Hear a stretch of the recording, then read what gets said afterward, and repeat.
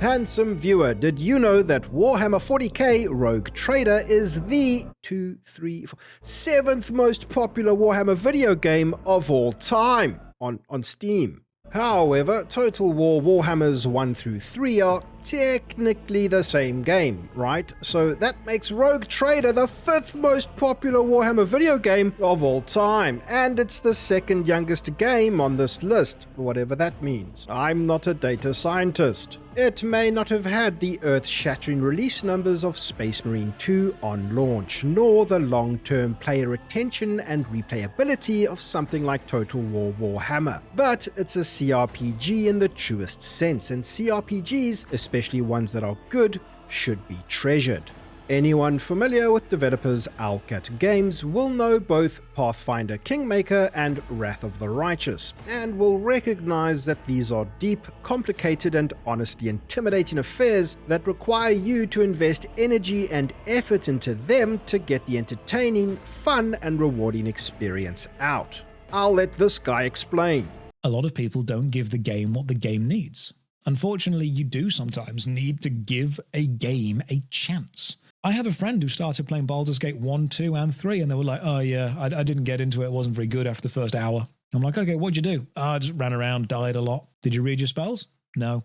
You talk to NPCs? No. Did you do anything that would add energy from you to the game? No. At some point, you need to put energy in order to get something out.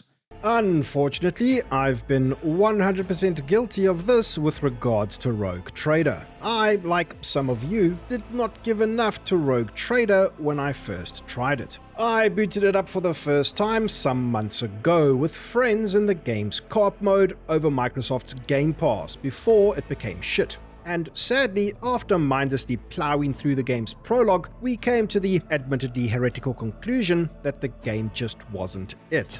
We were playing a deep novel of a game over Discord, skipping a lot of dialogue, and were distracted by our own chatter, and missed out on what the game was trying to offer us. I then put Rogue Trader down, cancelled my Game Pass subscription before it was cool enough to crash Microsoft servers to do so, and that was it. That was the sum total of my Rogue Trader experience. But as time went on and the more I coincidentally learned about people's opinions on Rogue Trader, the less sense it made for me to disregard the title so unceremoniously. For one thing, I absolutely love CRPGs. From the original Baldur's Gate 1 and 2, as well as the more recent 3, both Icewind Dales, both Divinity Original Sins, both Pillars of Eternity games, Dragon Age Origins, and the first Neverwinter Nights, except for 2, because what the fuck was even that? Why, by the Emperor's dead tits, had I completely and vapidly overlooked Rogue Trader. A highly regarded, fantastic-looking game created by hardened CRPG veteran developers with 2 equally as well-regarded titles under their belts. For God's sake, from what I've now recently understood, being a rogue trader in Warhammer 40k is basically the grimdark version of being a captain of your own ship in Star Trek. Except it's a post-apocalyptic universe and you have unlimited power and can hopefully perform reckless exterminaticide whenever you damn well please. That's a gaming fantasy not many titles can achieve. Yet somehow, even with the amount of old school and more modern CRPGs that I've played over the years, I completely overlooked both of Owlcat's Pathfinder-based games, which is probably its own form of heresy to be honest, and let Rogue Trader continue to slip under my radar. Maybe I can just get away with blaming Baldur's Gate 3 or something.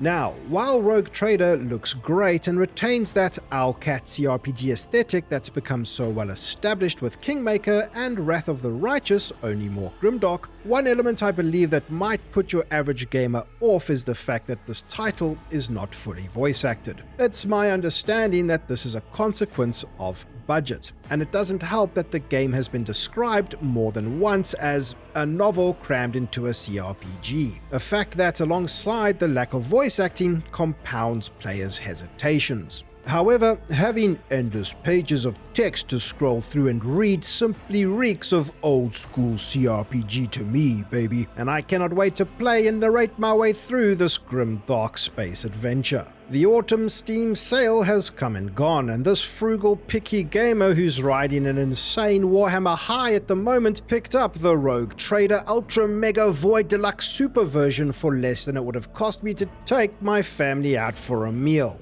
They might starve, but we will feast. Now, this channel probably would have already been overflowing with a playlist packed to the brim with the best Rogue Trader playthrough series ever by now, but I recently learned that the game is anticipating a fairly large update in the form of patch 1.5.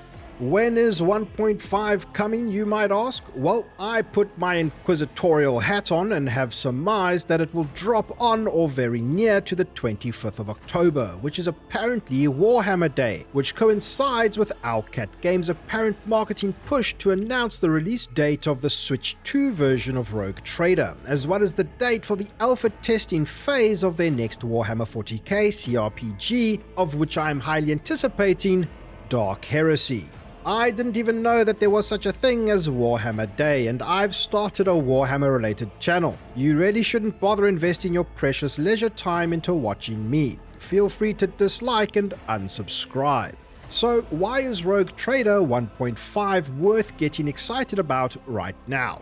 Well, 1.5 is apparently going to be quite the chonky big boy, coming in with some huge changes to many of the base game's starting origins. Since the recent DLC introduced the RBT's origin, which I believe introduced some power creep, making the other classes feel a bit meek by comparison. So we can expect completely reworked origins for the Astra Militarum Commander, Navy Officer, Ministorum Priest, and Commissar. Now, these origins are not your classic classes, these are just your origin. The classes in Rogue Trader are called archetypes, and it remains to be seen how these may change in the patch, but I could be wrong. Let me know in the comments below if there's information that I've overlooked.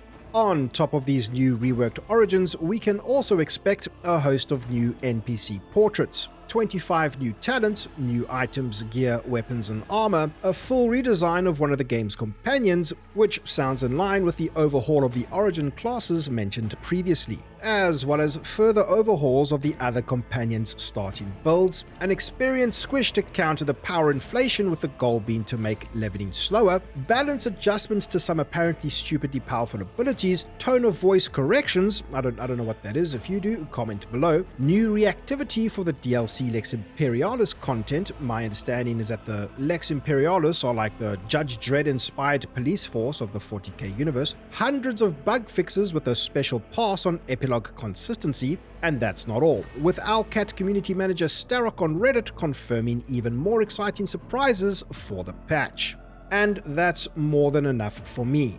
This sounds like it's shaping up to be the definitive Warhammer 40k RPG experience in video game form. I've continued to hold off playing the game, and to date still have barely gone past the first few minutes after the game's initial prologue. It's been difficult to not jump in because I've not been this excited to start a new CRPG in a long time. Anyway, I hope you enjoyed this video. I just wanted to talk about my excitement for a game I have yet to play thoroughly. And it became whatever this video is, which in hindsight now feels like an ad for the future playthrough. I've always been a passive consumer of Warhammer 40k media, lore, and games, so I think it was only natural, especially after Space Marine 2, the renowned Astartes YouTube project, and upcoming Astartes 2 on Warhammer Plus, and the upcoming Henry Cavill Warhammer movie or series or whatever that will be, to get even more involved and immersed in this franchise, and I hope you'll join me on this channel as I share my experiences with all things Warhammer. Before I say goodbye, I have a question for those of you that made it this far. Genuinely, as a Pathfinder Owlcat RPG noob, but with many other CRPG titles firmly under my epic gamer belt, what difficulty would one actually recommend playing Rogue Trader on for the first time? I will definitely be going Grimdark mode on for the achievement and won't drop below unfair because I like a challenge. Whatever happens, happens. That will be our Rogue Trader's story. Let me know in the comments, it will be greatly appreciated. Thanks for watching, and I'll see you in the next one. Cheers.